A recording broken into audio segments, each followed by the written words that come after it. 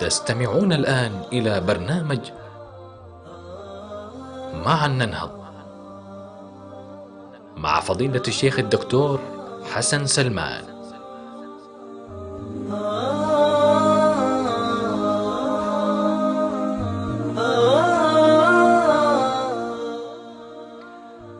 بسم الله الرحمن الرحيم.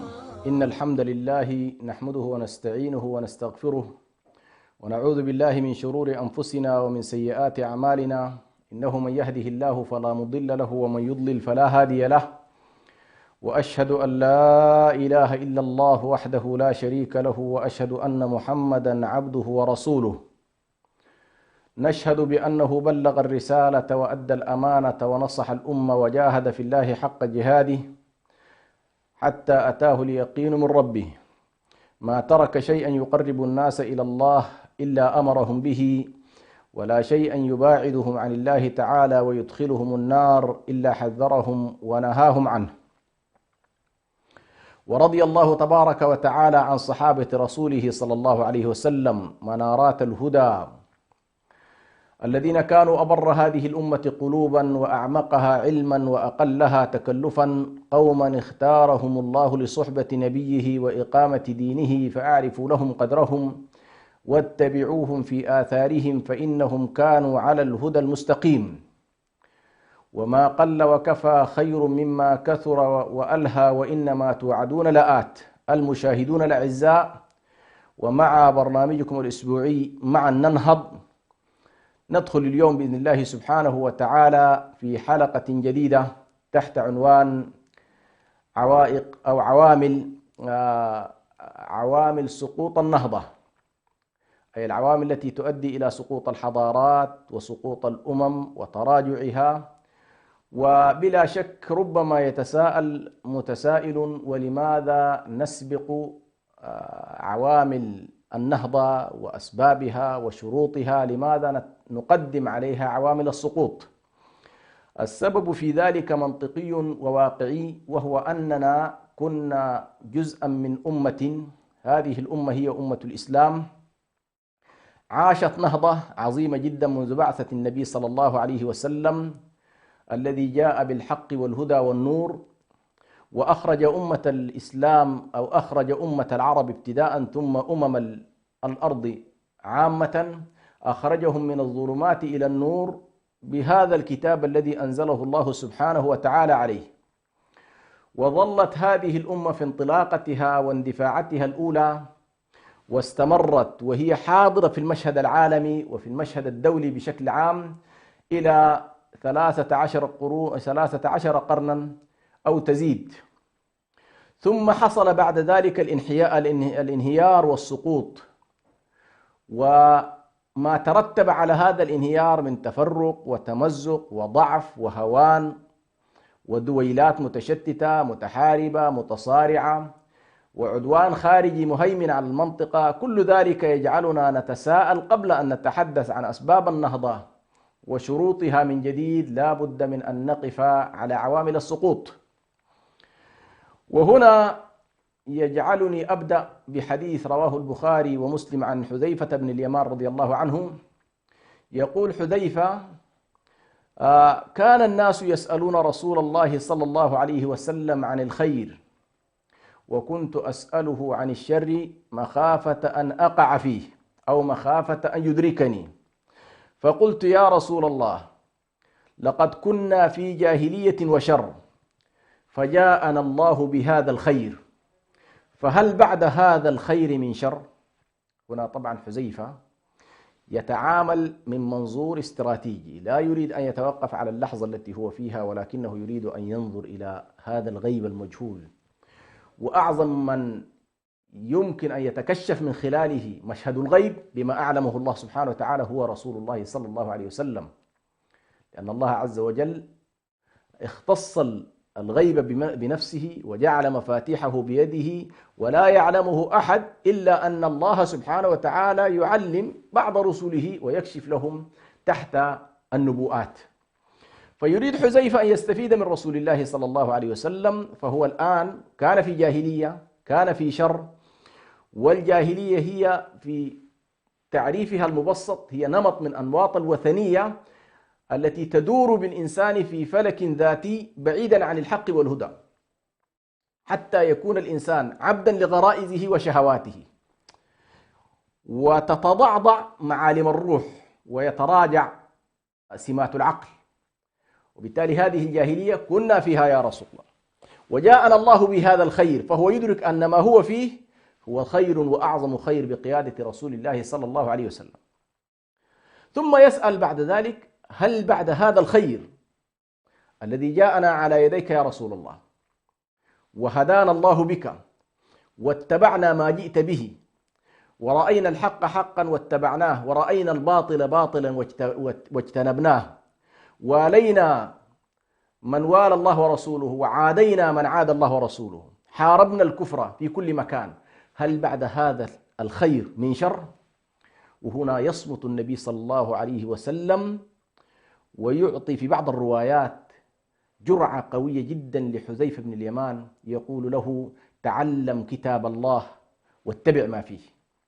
يكررها النبي صلى الله عليه وسلم 3 مرات: تعلم كتاب الله واتبع ما فيه، تعلم كتاب الله واتبعه. كأنما النبي صلى الله عليه وسلم يريد أن يقول لحذيفة بن اليمان بعيدا عن تفصيلات الأعيان: فإن هذا الكتاب الذي بين يديك يا حذيفة لو تعلمته وعرفت ما فيه واتبعت تفاصيله واكتشفت ما فيه من عوامل تؤدي بك إلى الهداية، فإن هذا الكتاب يهديك إلى الله سبحانه وتعالى. تعلم واعمل، تعلم كتاب الله واتبع ما فيه، أي العلم النافع والعمل الصالح. ولكن مع ذلك يصر حذيفة بن اليمان يقول: يا رسول الله، هل بعد هذا الخير من شر؟ فيقول النبي صلى الله عليه وسلم: نعم، هنالك شر. هنا حذيفة لن يقف طويلا على هذا الشر الذي سيأتي، يقول له: وهل بعد هذا الشر من خير يا رسول الله؟ انظروا إلى هذا البعد الاستراتيجي لحذيفة، يعني يريد أن يغوص بنا في فترات طويلة وطويلة جدا، ربما تمتد إلى أكثر من 1000 عام. يعني هذا الحديث ربما يمتد بنا إلى اللحظة التي نعيشها الآن. فيقول: يا رسول الله، هل بعد هذا الشر من خير؟ قال: نعم، وفيه دخن. يعني يأتي بعد هذا الشر يأتي خير، ولكن خير فيه دخن. وهنا طبعا حكمة النبي صلى الله عليه وسلم وتوازنه عليه الصلاة والسلام، يسمي الأمور بأسمائها، فيقول هو خير، ولكنه خير مشوب ببعض الأشياء التي تسمى دخن، أي ليس أمرا صافيا، ليس خيرا خالصا، ولكنه خير أفضل من المرحلة التي قبله. فيقول حذيفة: وما دخنه يا رسول الله؟ أي هذا الدخن الذي في هذا الخير ما هو يا رسول الله؟ فيقول النبي صلى الله عليه وسلم: قوم يهدون بغير هدي، قوم يهدون بغير هدي ويستنون بغير سنتي. في بعض الروايات هنا الآن رواية مسلم البخاري مسلم: يهدون بغير هدي، تعرف منهم وتنكر. الجميل في هذه المرحلة، مرحلة الخير الذي يأتي بعد الشر، أنها مرحلة يستطيع الإنسان أن يميز ما فيها من خير وأن يتعرف ما فيها من شر. يعني يستطيع أن يتعرف على الدخن في أنه على خلاف هدي النبي صلى الله عليه وسلم. وغالبا هنا في أحاديث الفتن واستخدام واستعمال النبي صلى الله عليه وسلم لمفردة الهدي ومفردة السنن غالبا ما تكون في الإطار السياسي. يعني كأنما النبي صلى الله عليه وسلم هنا يخبر، لأن في بعض روايات الحديث واضح جدا أن القضية في إطار الأمة العام، في إطار الخلافة، لأنه في بعض الروايات تأتي مثلا عن الشر يقول يعبر عنه النبي صلى الله عليه وسلم بالسيف وسيادة السيف ومنطق السيف. لكن هنا نلاحظ أن هنالك إطار عام خير، ولكن خير وفيه دخن. قال: ما دخنه يا رسول الله؟ قال: قوم يهدون بغير هدي ويستنون بغير سنتي، في رواية تعرف منهم وتنكر. ثم قال حذيفة: وهل بعد هذا الخير من شر يا رسول الله؟ رحم الله حذيفة، فقد كان حريصا، لأنه كان أمير سر رسول الله صلى الله عليه وسلم، فكان يريد أن يبصر الأمة ومآلات ما ستؤول إليه. فقال: هل بعد هذا الخير الذي فيه دخن، هل هنالك شر يا رسول الله؟ قال نعم، دعاة على أبواب جهنم. سبحان الله، يعني هنا النبي صلى الله عليه وسلم يشير إلى فئات من الناس، فئام من الخلق سماهم دعاة، بمعنى أن لهم مشاريع، لهم رؤى، لهم أطروحات، لهم أفكار، لهم مطالب، لهم تطلعات، على كل هم دعاة، ليسوا أشخاص عاديين، ليسوا مغمورين، لا، هم لهم القدرة على الدعوة، القدرة على الحركة، القدرة على الفاعلية. قال دعاة على أبواب جهنم من أجابهم إليها قذفوه فيها. هنا طبعا الخطورة أن هؤلاء شرهم خطير ويتمدد أكثر من الشر الذي كان سابقا. فيقول النبي صلى الله عليه وسلم دعاة على أبواب جهنم من أجابهم قذفوه فيها. لخطورة هذا الموضوع حذيفة يقول صفهم لنا أو جلهم، أو صفهم لي، جلهم لي يا رسول الله كي لا أكون منهم. يريد حذيفة أن يتعرف على هؤلاء الدعاة الذين هم على أبواب جهنم، وبلا شك أن هم رايات وهم أحزاب وهم تكتلات وهم جماعات وهم كثر، ليس فرد ولا فردين، إنما هم مجموعات كبيرة جدا، دعاة على أبواب جهنم من أجابهم إليها قذفوه فيها. هذا كأنما يفسر لنا الخروج عن الصراط المستقيم في قول الله تبارك وتعالى وأن هذا صراطي مستقيما فاتبعوه ولا تتبعوا السبل فتفرق بكم عن سبيلي. يعني عندما يخرج الناس عن الصراط يخرجون إلى السبل لا إلى سبيل واحد، وهنا السبل كثيرة، يعني طريق الله، الطريق إلى الله واحد، والسبل التي تخرج الإنسان عن هذا الصراط عديدة. ولهذا النبي صلى الله عليه وسلم لما تلا قول الله سبحانه وتعالى وأن هذا صراطي مستقيما فاتبعوه ولا تتبعوا السبل فتفرق بكم عن سبيله، خط النبي صلى الله عليه وسلم خطا بيده الشريفة فقال هذا صراط الله، صراط مستقيم. الصراط المستقيم هو أقرب خط يربط ما بين نقطتين بشكل مستقيم، فهو أقصر الطرق ما بين نقطتين. المنعرجات هذه لا تسمى استقامة لأنها تطيل المشوار. ثم خط النبي صلى الله عليه وسلم خطوط قصيرة على جانبي الطريق عن يمينه وعن شماله، فقال هذه سبل، وعلى رأس كل سبيل شيطان يدعو إليه، فكأنما تخرج الأمة عن الصراط المستقيم ويخرج من هذا الصراط فئام من الناس يتحولون إلى دعاة إلى هذه السبل، وهم عبارة عن شياطين من الإنس يدعون الناس إلى الخروج عن الصراط. هكذا التصوير باختصار. فيقول له النبي صلى الله عليه وسلم، يقول النبي صلى الله عليه وسلم صفهم لنا، ويقول دعاة على أبواب جهنم من أجابهم قذفوه فيها. فيقول النبي، يقول حذيفة صفهم لنا، فيقول هم قوم من جلدتنا ويتكلمون بألسنتنا. هنا الخطورة في هذا الحديث إذا قصد من ذلك أن الجلدة تعبير عن القوم والقومية، واللسان تعبير كذلك عن الانتماء اللغوي، فإن الحديث كأنما يشير إلى أن هذه الظاهرة تكثر في العرب. يعني الدعاة هؤلاء الدعاة إلى أبواب جهنم كأنما يكثر في العرب ولا يكثر في غيرهم. ولذلك نحن ستمر على الأمة في بعض محطاتها أن تكون الفتنة العظمى والكارثة الكبرى والدعوات إلى الضلال يتولاها من ينطقون بألسنتنا باللسان العربي وينتسبون إلى الأمة، هم من جلدتنا ويتكلمون بألسنتنا. فهنا حذيفة يسأل عن مخرج، فقال يا رسول الله أفرأيت إن أدركني زمانهم فماذا أفعل؟ هنا الخروج من الفتن، كيف يكون الخروج؟ فيقول النبي صلى الله عليه وسلم تلزم جماعة المسلمين وإمامهم. وفي بعض الروايات إن كان للمسلمين إمام وجماعة فالزمهم، إن كان هنالك من إمام فالزمهم، أي أن المسلمين إذا كانوا مجتمعين على راية واحدة وعلى إمام واحد وعلى جماعة واحدة فالزمهم، ودع هؤلاء الدعاة على أبواب جهنم لا تبالي بهم.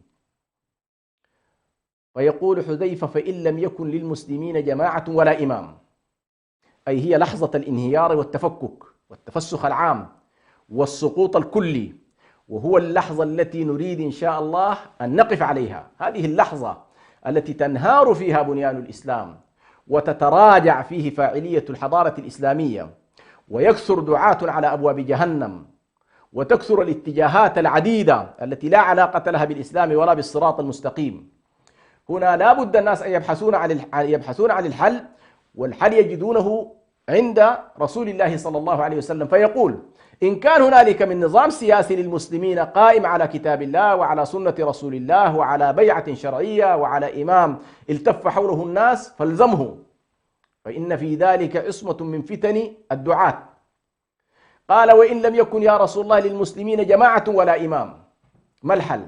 حاصل الآن، ليس هنالك الآن، لأن أحاديث الجماعة والإمام هي لن تكون إلا لمن كانت له البيعة الكلية والرئاسة العامة، أنه مفهوم الإمامة هكذا، يعني مفهوم الإمامة أن يكون للمسلمين إمام واحد فله السنة، ملتزم بالسنة والجماعة، أي ملتزم بهدي النبي صلى الله عليه وسلم، ويعبر عن جماعة المسلمين، ليس جماعات المسلمين، لا، جماعة المسلمين.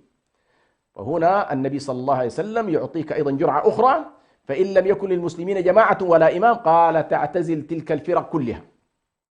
لا يلزمك عند انعدام الإمام وانعدام الجماعة التي تلتزم بالإمام، لا يلزمك أن تكون ملتزما بطوائف دعاة على أبواب جهنم، لا، الحكم الشرعي حينها أن تعتزل هذه الفرق، ولو أن تعض على أصل شجرة حتى تلقى الله وأنت على ذلك.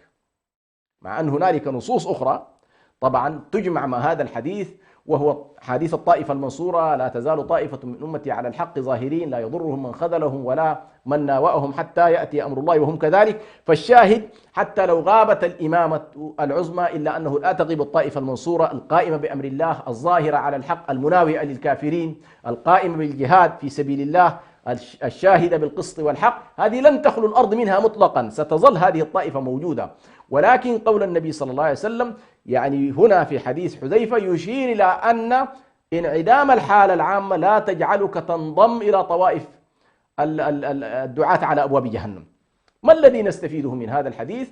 هذا الحديث يعطينا النبي صلى الله عليه وسلم المسار التاريخي للأمة، كما أنه صلى الله عليه وسلم أخبرنا في حديث آخر، وهو يمكن أيضا أن يفسر ويتكامل مع هذا الحديث، عندما قال النبي صلى الله عليه وسلم: تكون فيكم النبوة ما شاء الله لها أن تكون، ثم يرفعها الله إذا شاء أن يرفعها، ثم تكون خلافة على منهاج النبوة، ثم يرفعها الله، ثم يكون ملكا عضوضا، ثم يرفعه الله، ثم يكون ملكا جبريا، ثم يرفعه الله، ثم تكون خلافة على منهاج النبوة، ثم سكت عليه الصلاة والسلام. كل هذه الأحاديث تبين لنا من خلال الإخبار والإنباء الذي أخبر به النبي صلى الله عليه وسلم، وهو دال على صدق نبوته عليه الصلاة والسلام، وأن ما جاء به الحق، فإن الأمة من يستفيد من هدايات النبي صلى الله عليه وسلم وهدايات الكتاب والهدايات النبوءات التي جاءت في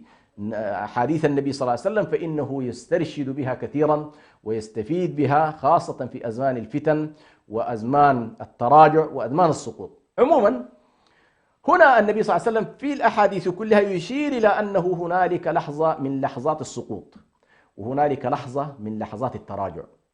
وبالتالي ونحن نتكلم عن النهضة من جديد، لا بد أولا أن نتعرف على ونفكفك بعض الشيء، نتعرف إجمالا على العوامل التي أدت إلى أن تتساقط الأمة. وهنا طبعا بطبيعة الحال عندما نتحدث عن النهضة فإن هنالك العديد من التساؤلات التي يطرحها جملة من الناس، وهذه الجملة أيضا من التساؤلات حول النهضة وشروطها ومقوماتها وعوائقها، ولماذا هناك أمم وشعوب ناهضة وهنالك أمم وشعوب متراجعة ومتقهقرة ومتخلفة، وما علاقة النهضة بطبيعة الأفكار والأديان والمفاهيم والقيم والسلوكيات السائدة في كل مجتمع، وهل يمكن الإصلاح والنهضة، وهل يمكن الإصلاح في مفاهيمنا وسلوكياتنا أن يصلح حالنا، أم أن ذلك أمر بعيد المنال؟ وهل الشعوب المتخلفة التي نراها اليوم في ذيل قوائم الأمم هل بإمكانها أن تنهض مرة أخرى وتأخذ بعوامل النهوض والتقدم، أم أن هذا قدر كتب عليها ولا سبيل لها أن تتقدم وأن تذهب إلى الأمام؟ وهل هنالك والله شعوب خلقت دوما لأن تكون ناهضة، وشعوب أخرى خلقت دوما لتكون متقهقرة متراجعة؟ أم أن هنالك قوانين وسنن لله سبحانه وتعالى وضعها للبشرية فهي عادلة بين الناس، وهو أن من عمل واجتهد وجد وكابد وكافح وناضل وجاهد بإمكانه أن يتصدر المشهد، وأن من تكاسل وتراجع وتمنى على الله الأمان فإنه في نهاية المطاف سيتراجع مهما حاول. ليس بأمانيكم ولا أماني أهل الكتاب، من يعمل سوءا يجزى به، فعملت الصالحات تجزى بالصالحات، وعملت السيئات تجزى بالسيئات. هذا هو منطق العدل الإلهي. إذن لا بد هذه المسائل كلها أن نعرف عنها كيف تم السقوط والانحدار.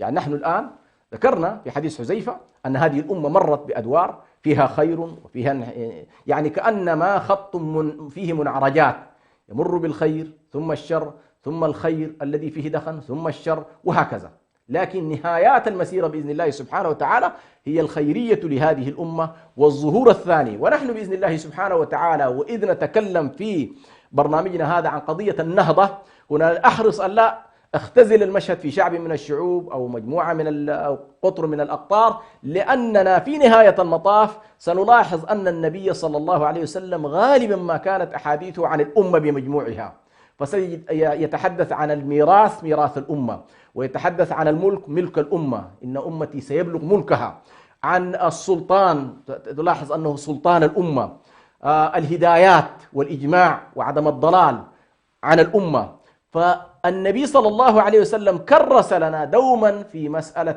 النهضة هو مفهوم الأمة، وكذلك حالات التداعي وحالات الهجمات أيضا هجمات على الأمة، كما أخبر النبي صلى الله عليه وسلم بقوله تتداعى عليكم الأمم كما تداعى الأكلة إلى قصعتها، قالوا أمن قلة نحن يومئذ يا رسول الله؟ قال بل أنتم كثير ولكنكم غثاء كغثاء السيل. هنا طبعا من باب نافلة القول أحب أن أقول للأسف الشديد كثير من الناس الآن تحت ما جرى من هيمنة غربية ومن تفتيت للمنطقة يريد البعض منا أن يختزل هذا المفهوم اختزالا معيبا، فيجعل حتى مفهوم الأمة بمعناها العقائدي لا يريد أن يكون حاضرا في المشهد، ولا يريد دعك أن يكون المشهد السياسي، الأمة بمفهومه السياسي هذا يمكن بالنسبة لكثير من الناس تكاد تكون خلاص أسقطت من حساباتهم، بينما ستلاحظ أن الانهيارات دائما هي انهيارات وخصوصا عندما تكون الأمة تسقط في وسطها وتسقط في قلبها فإن الأطراف تتساقط بطبيعة الحال.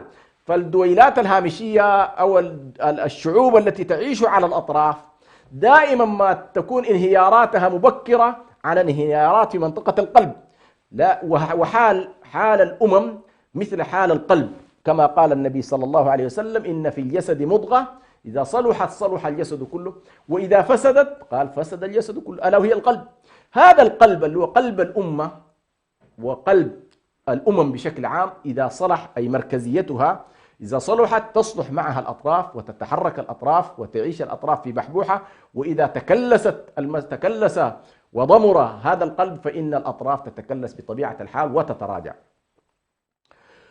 نعود إليكم إن شاء الله، نخرج فاصل قليل ونعود إليكم فلا تذهبوا بعيدا.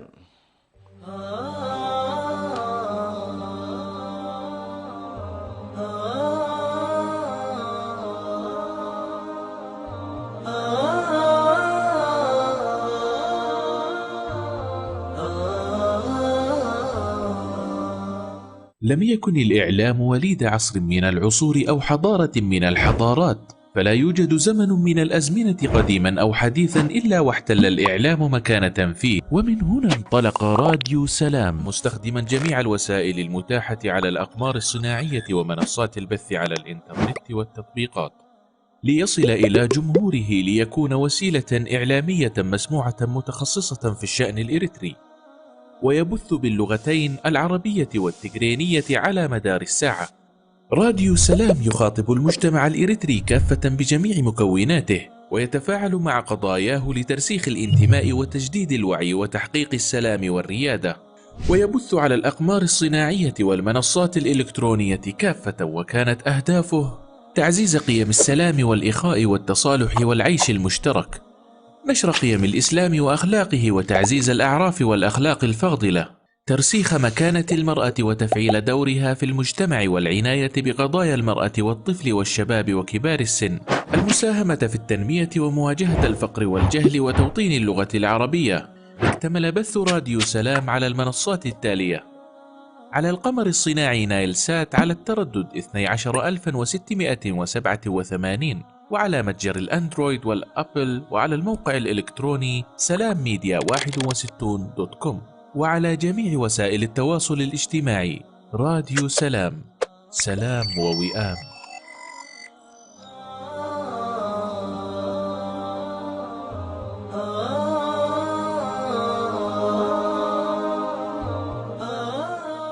تستمعون الآن إلى برنامج معا ننهض مع فضيلة الشيخ الدكتور حسن سلمان.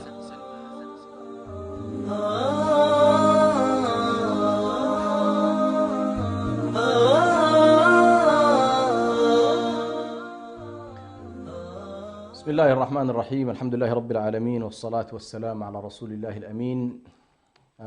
عدنا أيها الإخوة والأخوات لنستكمل حديثنا عن عوامل السقوط في النهضات أو في كل نهضة وفي كل حضارة. وكنا قد مهدنا قليلا بحديث النبي صلى الله عليه وسلم الذي في البخاري ومسلم، حديث حذيفة، وهذا الحديث يعطي مؤشرات لقضايا النهوض والصعود، وهي حالة التداول التي ذكرها القرآن الكريم في قوله تبارك وتعالى: وتلك الأيام نداولها بين الناس. فليس هنالك لأي أمة من الأمم ولا أي شعب من الشعوب يحتل المرتبة العليا ثم لا يتراجع عنها ولا يتنازل ولا يتقهقر، كما أنه ليس هنالك أمة تعيش في الحضيض دوما ويكون هكذا كتب عليها ألا تعلو، فتعلو الأمم وتتراجع، ويعلو الشعوب وتتراجع.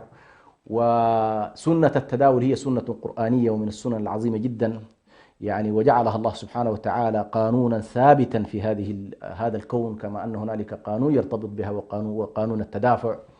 فقانون التداول بين الأمم يعني أن تحتل أمة مرتبة عليا ثم تتراجع فتصعد أمة أخرى، وهكذا تستمر حالة الاستخلاف والعمران في الأرض، لأن الله سبحانه وتعالى أراد لهذه الأرض أن تكون بهذا الشكل، يستخلف فيها قوما بعد قوم ويجعلهم خلائف، كما قال الله سبحانه: إن يجعل في الأرض خليفة، ويجعلهم بمجتمعاتهم وشعوبهم وأممهم كذلك مستخلفين.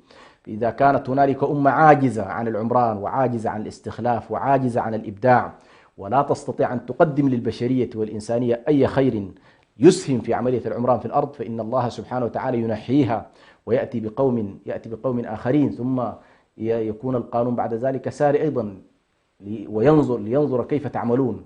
أي الله سبحانه وتعالى يمكن الفئة المستضعفة ثم يجعلهم بعد ذلك ساحة للابتلاء والاختبار والامتحان. هكذا على كل تمضي الأمور. ولكن قبل أن آتي إن شاء الله إلى أسباب وعوامل السقوط، لا بد أن أعرج قليلا من باب أيضا اتضاح الصورة الكلية لهذا النوع من المنعرجات، يعني كيف تنهض ثم كيف تنحدر، وهل هذه المسألة فعلا تخضع لها كل الحضارات وكل الشعوب، أم أن هنالك من يخرج عن هذا المسار.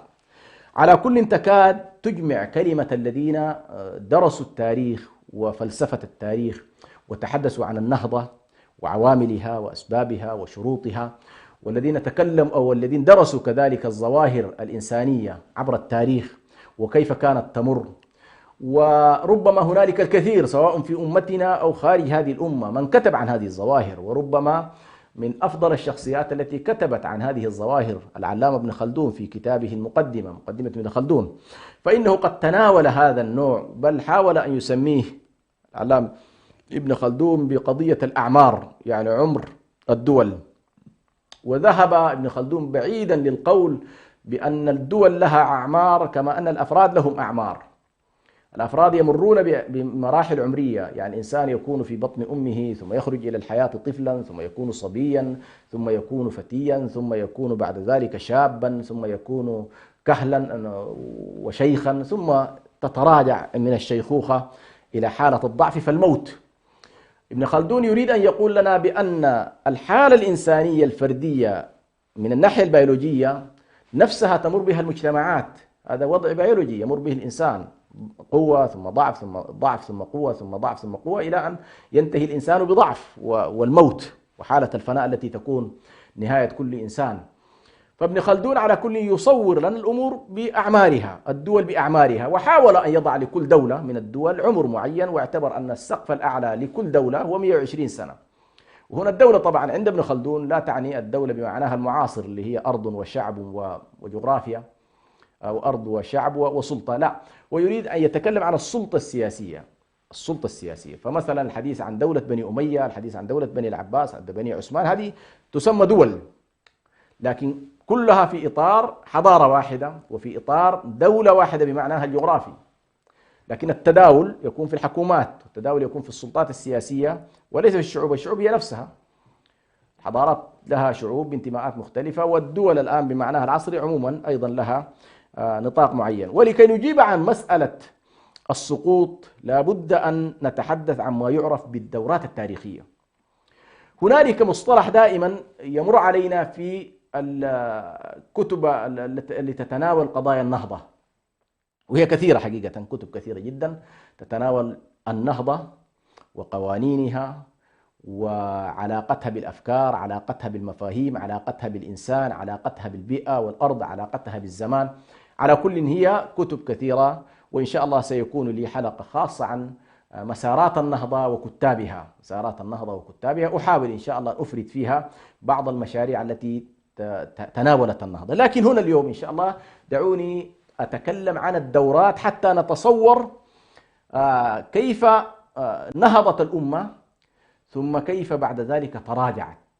وكل الأمم، ليس أمتنا الإسلامية فقط، كل الأمم تمر بهذه الدورة، وبإمكانك من خلال دورة التاريخ أن تقرأ أي حضارة من الحضارات وفي أي المسار هي الآن، وفي أي محطة من المحطات. الآن الحضارة الغربية هي في واحدة من هذه المحطات، تستطيع تماما أن تدرك أن والله من خلال دورة التاريخ تعرف أن هنالك حضارات ستتراجع وهنالك حضارات أيضا بدأت تتقدم، وهذه نراها تقريبا. يعني مثلا قبل فترة الآن كثير من الناس لم يكن مثلا يتصور بأن الصين ستكون صاعدة بهذا الشكل السريع من الناحية الاقتصادية، ولكن رأينا حتى يعني كثير من التقارير التي كانت تقريبا تخرج من المراكز البحوث الأمريكية لم تكن تتصور بأن الصين ستقفز هذه القفزات الكبيرة، بل كانت الولايات المتحدة وفق قراءتها الاستراتيجية كما كان في بعض التقارير الاستراتيجية لما يعرف ب2030، كانت تتصور الولايات المتحدة بأنها ستظل سابقة إلى 2030، لا أحد يزاحمها في التصدر بكل ما تعني الكلمة، التصدر الاقتصادي السياسي العسكري. على كل لا أريد أن أدخل الآن إلى أنه فعلا إلى أي مدى حصلت المزاحمة، ولكن أشير إلى أن هنالك تراجع وهنالك أيضا تقدم. وحتى الولايات المتحدة الأمريكية تشير في تقاريرها إلى 2030 يعني 2030 تشير إلى أنها صحيح ستحتل المرتبة الأولى ولكنها بتراجع وليس بتقدم، يعني كأنما هنالك سباق، ومضمار هذا السباق فيه مجموعة من الدول تتسابق، والأول فيها واحد ولكن المسافة بينه وبين الآخرين تقترب ولا تزيد. يعني إذا كان سباق الدولة الأولى فعلا ساعية إلى سباق هي متصدرة فيه المشهد وتتقدم ولا تتراجع، المسافة بالعكس تزيد. لكن التقارير الأمريكية نفسها تشير إلى أن المسافة بينها وبين المنافسين الآخرين ستتقارب ربما إلى أن تصل إلى المرحلة الصفرية، وحينها تأتي لأن تتصدر حضارة أخرى. هذه الدورة تقسم إلى 3 مراحل. المرحلة الأولى سماها بعضهم بمرحلة الروح، مرحلة الروح. على كل تسمياتها مختلفة لكل كاتب. يعني مثلا مالك بن نبي عليه رحمة الله حاول أن يقسم المراحل في الدورات التاريخية إلى هذه ال3: مرحلة الروح ومرحلة العقل ومرحلة الغريزة. غيره مثلا مثل عابد الجابري مثلا حاول أن يدرس الحضارة الإسلامية ضمن منظور مرحلة العقيدة ومرحلة القبيلة مرحلة الغنيمة. شخص آخر مثل ماجد عرسان الكيلاني مثلا يذهب إلى تقسيم آخر ثلاثي، وهو مرحلة الدوران في فلك الأفكار ومرحلة الدوران في فلك الأشخاص ومرحلة الدوران في فلك الأشياء وعوالم الأشياء. إذن هذه 3 مراحل بتسميات مختلفة. لكن دعوني أعتمد المصطلح الذي ذهب إليه مالك بن نبي، وهو اعتبر أنه دقيق إلى حد ما، وهو المرحلة الأولى هي مرحلة الانطلاقة التي تكون فيها كما يقول مالك بن نبي تكون فيها اندفاع روحية من خلال الدين أو الفكرة الأخلاقية. هنا الآن لاحظ، قد تكون حالة دينية دافعة ومحفزة ومحركة، وقد تكون فكرة أخلاقية متقبلة ولكنها ليست حالة دينية. وإن كان طبعا علينا أن لا ننسى بأن كل فكرة دينية عموما جذورها دينية، كل فكرة أخلاقية سنلاحظ أن جذورها دينية، لأن الأخلاق هي دائما فرع الأديان وليس فرع المادة، لأن الأخلاق لا تستطيع أن تفسرها ماديا. يعني كثير من المفاهيم الأخلاقية لا يستطيع أهل المادة أن يفسروها تفسيرا ماديا منطقيا، لكن يمكن أن تفسر دينيا ضمن القيم الدينية. وبالتالي يعني عموما مالك بن نبي ينظر إلى أن الفكرة الأولى، المرحلة الأولى هي مرحلة الروح. كل حضارة من الحضارات عند انطلاقتها تمر بمرحلة الروح. فالحضارة الإسلامية يعتبر أن مرحلة الروح بالنسبة لها هي كانت الفترة النبوية وفترة الخلفاء الراشدين، وفقا لحديث ماجد عرسان الكيلاني وتقسيمه. هذه مرحلة الدوران في فلك الأفكار، بمعنى عالم الروح يظل هو العالم المتحكم في عوالم العقول والمتحكم في الغرائز والمنظم لها. هذه أهم خصائص هذه المرحلة. هنا الاستعلاء الروحي، الاستعلاء عن الرغبات الخاصة، الاستعلاء على مطالب الجسد، العيش في عوالم الروح والارتقاء نحو السماء. وهنا ينتج ويبدع الإنسان إبداعات فوق ما تتصور. ما الذي يجعل مثلا بلال بن رباح وهو في صحراء مكة وفي حرارتها وفي حرها وفي رمالها يضعون عليه الصخور ويطالبونه بكلمة واحدة، أن تراجع عن كلمة لا إله إلا الله محمد رسول الله، وهو يقول أحد أحد فرد صمد. ما الذي يجعل عمار بن ياسر وزوجه سمية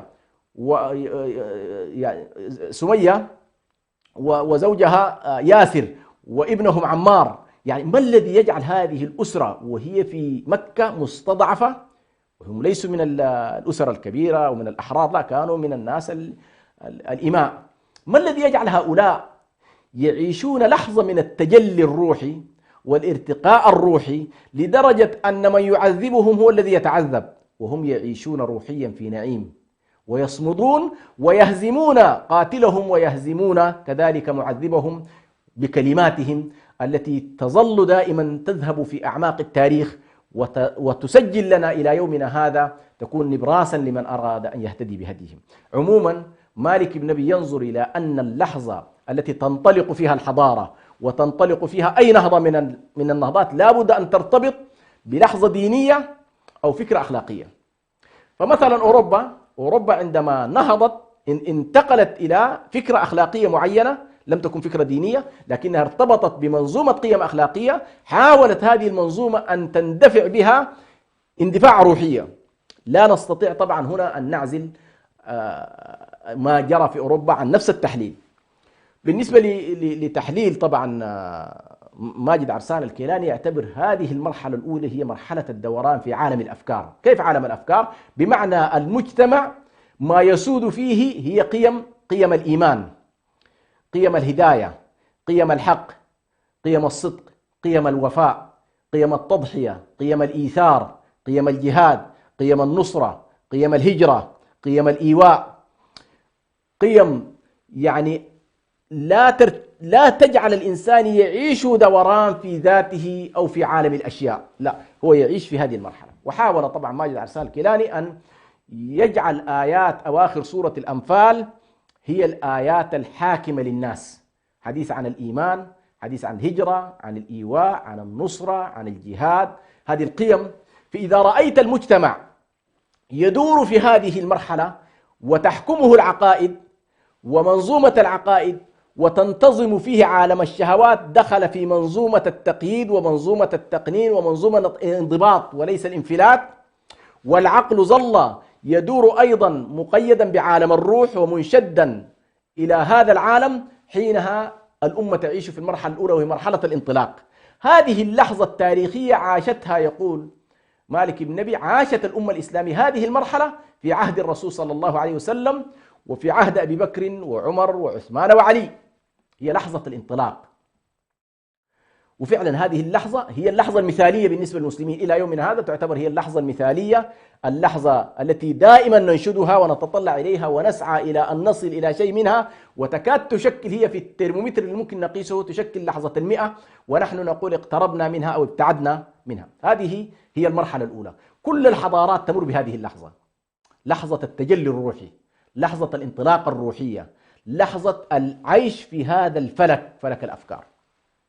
هذه اللحظة حتى لو لم يتم فيها تشكلات وتمظهرات مدنية أو بناء عمران أو عالم المادة يتجلى عند الناس، إلا أنها تكون أفضل المراحل، لأنها ارتقت بالإنسان إلى أجمل حالة فيه. لأن الإنسان بغير الروح فهو شبيه بعوالم الحيوان، أكل وشرب وعيش عادي، لكن لما يرتقي إلى عالم الروح يعيش حقيقة وضعه وحقيقة تميزه وحقيقة تفرده، وهنا يكون الإبداع. هذه هي المرحلة الأولى.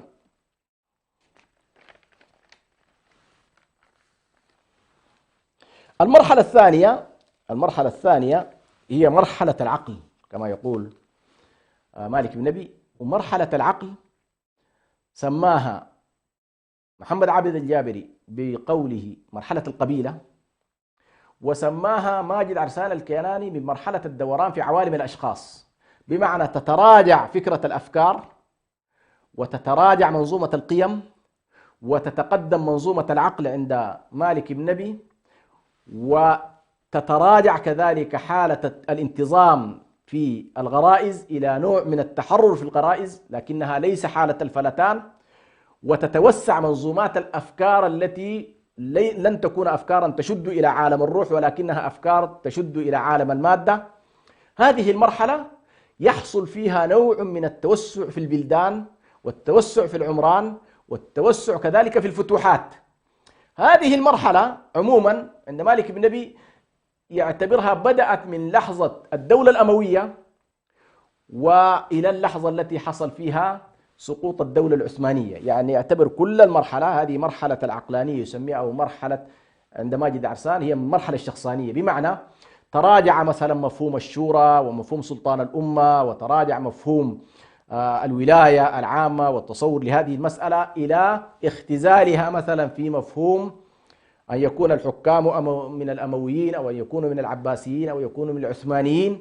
وهنا بطبيعة الحال عندما يختزل المشهد السياسي الفوقي في حالة شخصانية وتتراجع المنظومة القيمية الأولى التي أفرزت لنا مثلا في حالتها الأولى أبو بكر الصديق وفقا للمنطق الشخصاني والمنطق القبلي والمنطق الأكثرية الشخصانية الجهوية والقبلية، لا يمكن أن يأتي أبو بكر الصديق مطلقا أن بني أمية واكتساحها للحالة كان موجود. لا يمكن أيضا أن يأتي عمر بن الخطاب وفقا للفروع القرشية. فأكثر بيتين ربما بعد ذلك عاشت الأمة هذا الصراع، أكبر بيتين كان البيت الهاشمي والبيت الأموي. سنلاحظ بعد ذلك كيف سيحدث هذا الصراع، لأنه حالة تراجع من الإطار الفكري، الإطار القيمي، الإطار العقائدي، إلى مرحلة الدوران في عالم الأشخاص. وهنا تتراجع كما ذكرت القيم الروحية وتتصدر القيم الشخصانية، وهنا يحصل على كلنا الكثير مما يمكن أن نسميه حالة من التراجع. المرحلة الثالثة وهي مرحلة الدوران في عالم الأشياء، أو يسميها مالك بن نبي مرحلة الغريزة. الغرائز طبعا الإنسان هنا، لاحظوا معي، لاحظوا الآن إذا اعتبرنا أن الإنسان حالة روحية وحالة عقلية وحالة مادية، عاش الإنسان في مرحلة الروح في حالة تألق وهي المرحلة الأولى.